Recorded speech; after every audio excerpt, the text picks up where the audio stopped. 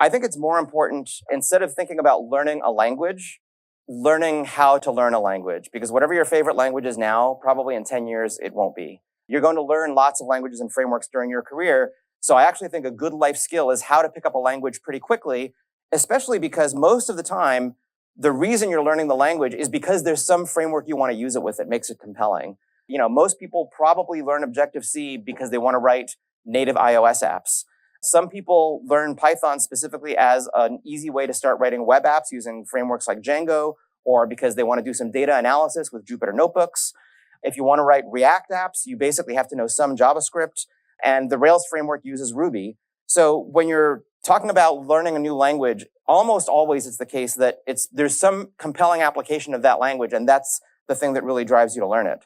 So you've probably heard the expression, if you give someone a fish, they eat for a day, but if you teach someone to fish, they eat for a lifetime. This is a fish. I think sharks are cool, but I also picked a shark because sharks have to keep swimming to live, right? To circulate air through their gills.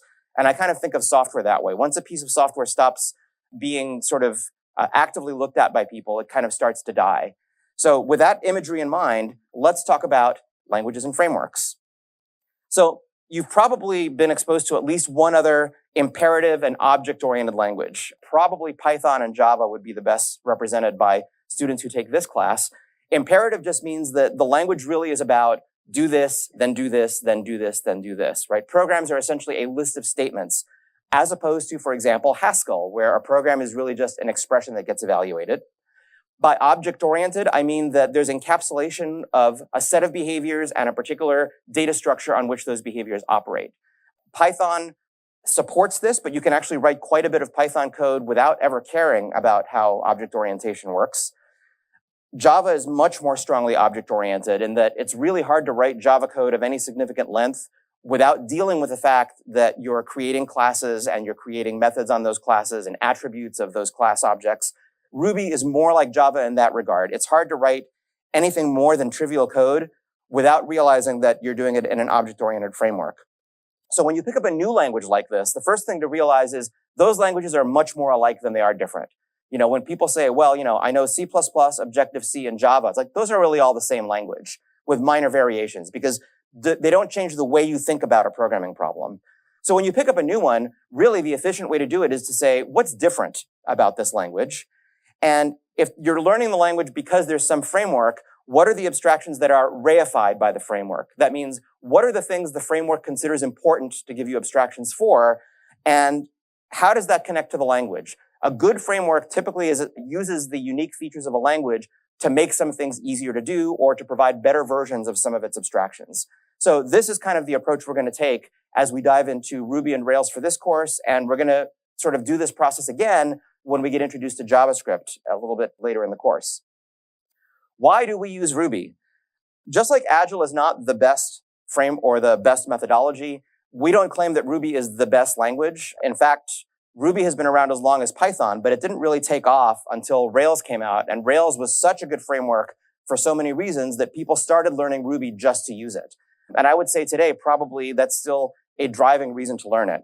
But that isn't the reason that we chose it. The reason we chose it is we think that learning to write beautiful and maintainable code is really important.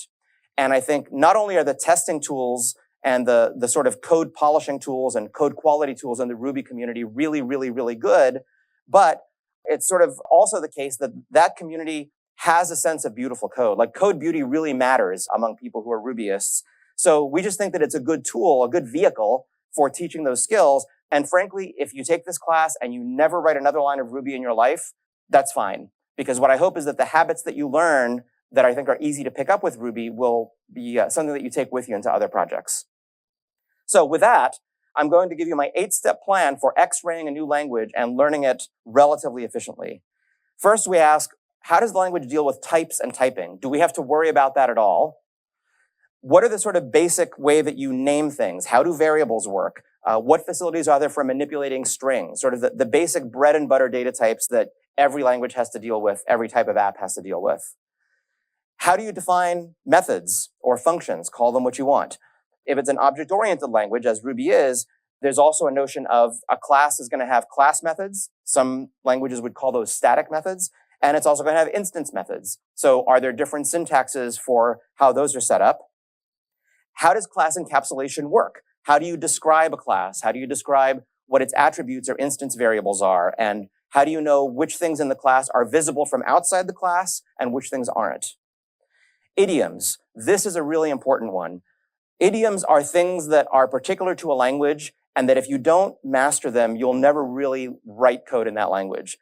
And if anybody, if you speak more than one sort of spoken language, this is the difference between word for word translation, when you try to take a sentence in language A and word for word translate it into language B, versus what some people call thinking in language B, because the way that you would say that same thing is actually quite different.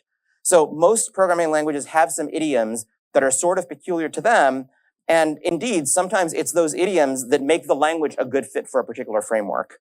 So as we'll see in Ruby, symbols and blocks are two of the most important kinds of idioms. And learning to use idioms well, rather than trying to sort of program around them and write Python code that happens to actually be in Ruby, is part of the skill of picking up a new language.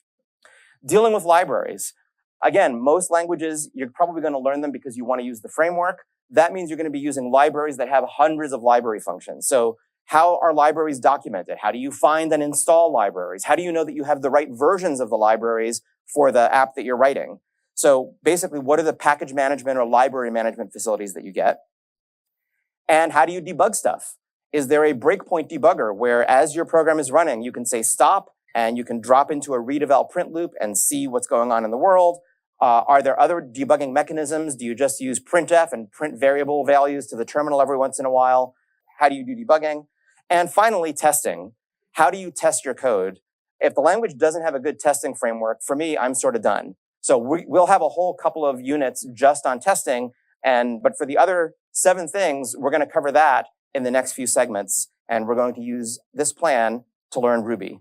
So throughout all of this, one of the themes is going to be what I call an anti-pattern. An anti-pattern is something that is easy to fall into doing because of old habits, but it actually is going to not serve you well in the long run. Don't write Python and Ruby.